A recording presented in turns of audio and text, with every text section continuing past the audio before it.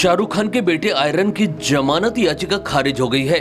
किला court ने कहा कि उसे जमानत याचिका पर सुनवाई करने का अधिकार नहीं है। जमानत के लिए आयरन को सेशंस कोर्ट में अपील करनी होगी। आयरन के साथ क्रूज शिप पर ड्रग्स पार्टी करने के आरोप में फंसे अरबाज मर्चेंट और मुनमुन धमेचा की जमानत याचिका भी खारिज कर दी गई है। किला कोर्ट में इनकी जमानत याचिका पर शुक्रवार को दोपहर करीब 12:45 पर सुनवाई शुरू हुई थी, जो करीब 2:15 बजे तक चली। ब्रेक के बाद दोपहर 3 बजे सुनवाई दोबारा शुरू हुई।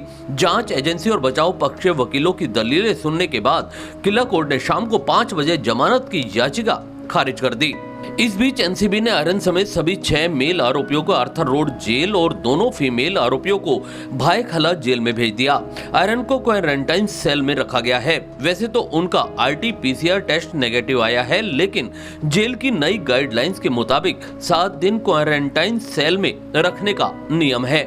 कोर्ट ने गुरुवार को सभी आरोपियों को 14 दिन की न्यायिक हिरासत में भेजा था, लेकिन सुनवाई देर तक चली थी और शाम को 6 बजे के बाद जेल में एंट्री नहीं होती, इसलिए आयरन समेत 8 आरोपियों को एनसीबी के लॉकअप में रखा गया था। इस मामले में दोनों पक्षों ने अलग अलग केसों का हवाला देकर कहा कि जमानत अर्जी पर सुनवाई इस कोर्ट में होनी चाहिए या नहीं। इस दौरान आयरन के वकील सतीश मन शिंदे ने कहा, अगर विवाद है तो जज को यह केस हायर बेंच को रेफर कर देना चाहिए था, लेकिन दुर्भाग्यपूर्ण ऐसा नहीं हुआ। मन शिंदे ने दलील दी है कि ड्रग्स की कम मात्रा में केसों में हाई कोर्ट जमानत दे देता है, फिर मेरे क्लाइंट के पास तो कुछ भी नहीं मिला।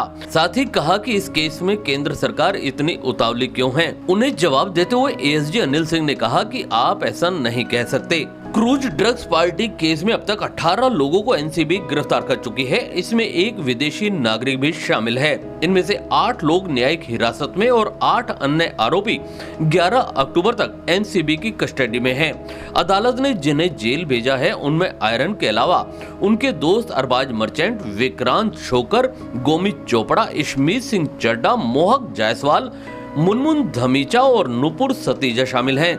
इस केस में अधिकारियों ने कथित रूप से कोकीन, मेफेड्रॉन, चरस, हाइड्रोपोनिक और MDMA जैसी कई ड्रग्स और 1.33 लाख रुपए इसमें नकद जब्त किए थे। आरोपी मोहक जायसवाल से पूछताछ के बाद आरोपियों ने मुंबई के जोगेश्वरी में छापेमारी की और 3 अक्टूबर को अब्दुल कादिर शेख को मेफेड्रॉन के साथ गिरफ्तार किया।